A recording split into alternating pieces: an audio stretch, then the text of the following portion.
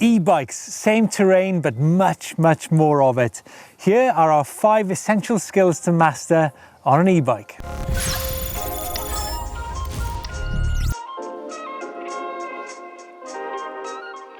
Now, when it comes to essential skills on an e-bike, then the track stand has got to be number 1.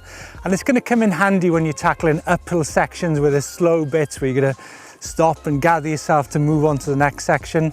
All technical terrain when you're going over roots and rocks, it's always going to come handy where you can just gather yourself for a few seconds, regain your poise, and then move on to the next section.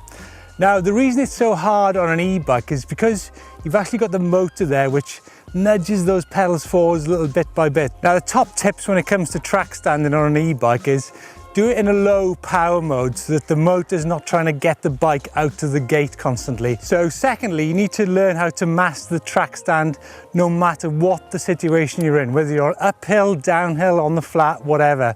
A lot of people tell you need to start off on a little incline. Well, that is true, but you need to be flexible when it comes to a track stand, and you need to learn to master it both hands and then move on to one hand, and then ultimately you should be able to sit down and simply, ooh, where is it? Where is it? Where is it? Yeah, and then simply do it balanced on the spot. Easy. Now, there's some people in this world, such as my colleague the Don, who will wheelie at any opportunity, but the wheelie is actually a good technique to use for getting up and over obstacles.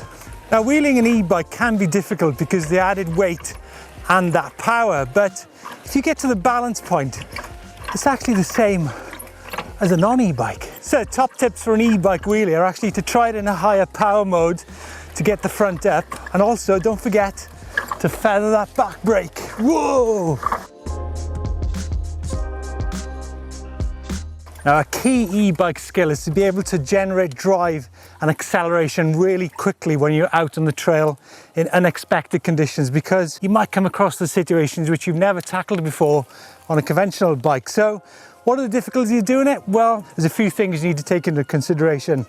First thing is gearing. It's pointless being in too high a gear, otherwise you'll never be able to get up that bank no matter how much power you've got. Now, the second thing is how you run your cranks. Some people are right foot forwards like myself, other people are left foot forwards. Now, if you've got a bank ahead of you, you might actually want to swap the way you put your pedals. So in this instance, I'm a couple of yards away. I'll swap to left foot forward so that I get maximum drive off the right pedal.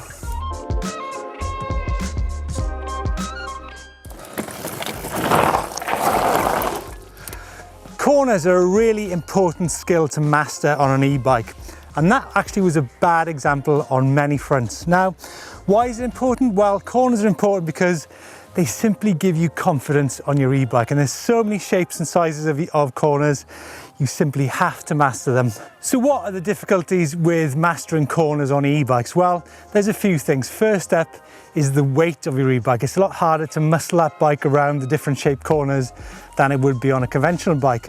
And the second thing is you're probably going to be carrying more speed on your e-bike, especially in the downhill section, than on a conventional bike too. So mastering that braking really is critical to how you tackle the corners. Now, when it comes to tips concerning cornering on an e-bike, I think my number 1 tip is actually tire pressure. A lot of e-bikes come with big 2.6 up to 3-inch tires, and you really need to have the right pressure in those tires, whereas if they're too soft, then it has a tendency for the bike to stand up in the corners and make it far more difficult for you to lean the bike over.